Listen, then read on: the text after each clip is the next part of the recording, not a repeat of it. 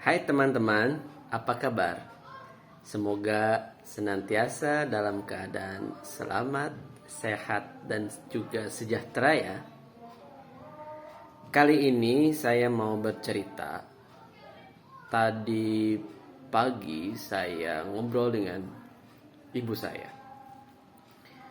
Cerita mengenai orang-orang di masa lampau jauh sebelum adanya internet pada hari ini. Ini ngobrolin terkait dengan rezeki, terkait dengan bisnis, terkait dengan keuangan teman-teman. Jadi kalau kemudian kita pada hari ini melihat bahwa orang itu dikenal karena gambarannya, orang itu dikenal melalui sosial media.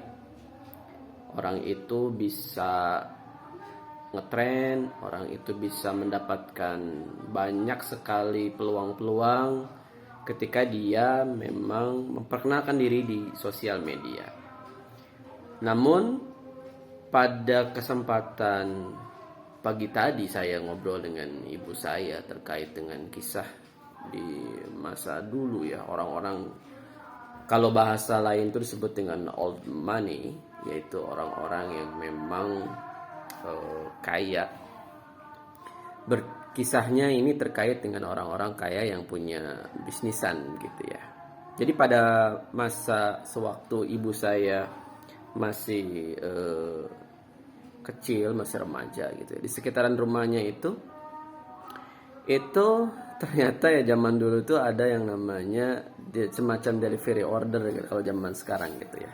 Namun bedanya kalau zaman dulu belum ada handphone, tapi proses deliverynya, proses konsepnya menarik sekali, hampir mirip, hampir sama seperti apa yang terjadi pada hari ini, dimana pada masa itu gitu kan, orang untuk mendapatkan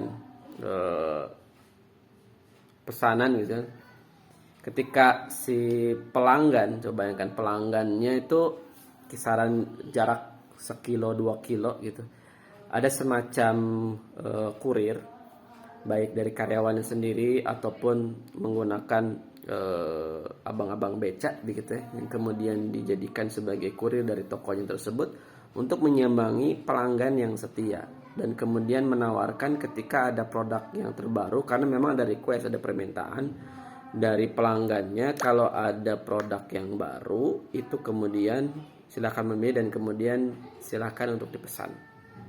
Dan itu ternyata dilakukan dan cukup banyak ya, proses itu.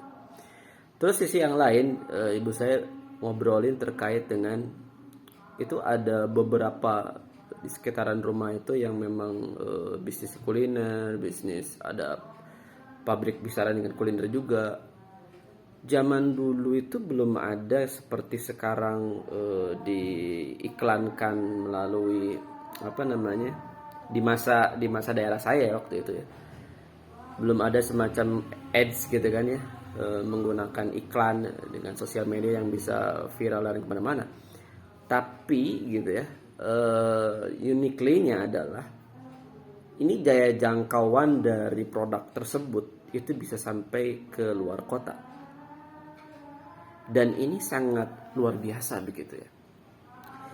Dan dari apa yang kemudian saya pelajari dan kita semua tentu paham bahwa sebenarnya manusia itu sendiri itu sebenarnya mempunyai tataran frekuensi, tataran gelombang.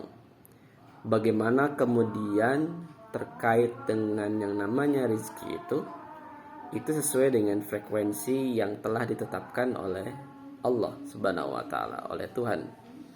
Maka disinilah poin yang kemudian kita mesti pahami. Sebenarnya bukan karena adanya sosmed, bukan karena adanya alat bantu yang lain di luar daripada dirinya, tetapi yang paling utama dari obrolan saya dengan ibu saya adalah terkait dengan si personalnya. Betapapun orang itu punya bisnisan A, B, C, D gitu kan, tetapi kalau dari personalnya memang dia tidak memancarkan, tidak mengeluarkan vibrasi yang memang positif, yang bagus, itu tidak laku gitu. itu tidak menarik ya customer atau pelanggan untuk bisa datang, bisa hadir untuk membeli, bahkan beli lagi kalau bahasa kitanya adalah pelanggan gitu.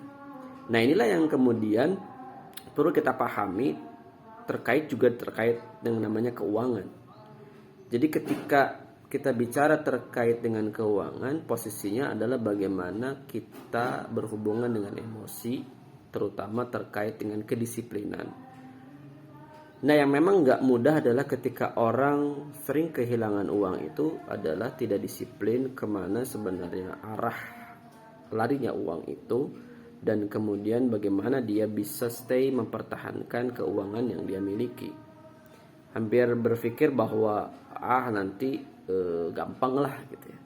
Tetapi wilayah gampangnya itu tuh di dalam hati tidak terpancar, merasakan bahwa memang mendapatkan uang itu mudah, mendapatkan uang itu gampang, sehingga terjadi friksi, sehingga terjadi benturan. Satu sisi di mulutnya dia mengatakan itu mudah, mengatakan itu gampang gitu, tapi di satu sisi itu bertolak belakang dengan terutama dalam hatinya. Jadi sehingga pancarannya, kalau bahasa gelombang radio begitu ya, katakan rezeki atau keuangan itu ada di memancarkan radio, sedangkan kita ini receiver, penerimanya itu kena blank spot, tertutup, sehingga yang terjadi adalah yang harusnya hadir tertangkap dengan jelas itu kemudian sama sekali tidak tertangkap.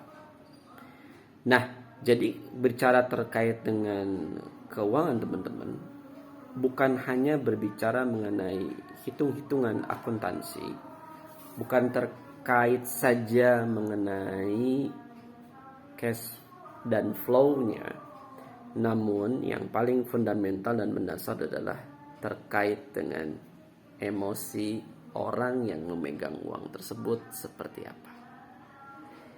Sekian dulu video kali ini, sampai ketemu lagi di video-video lain.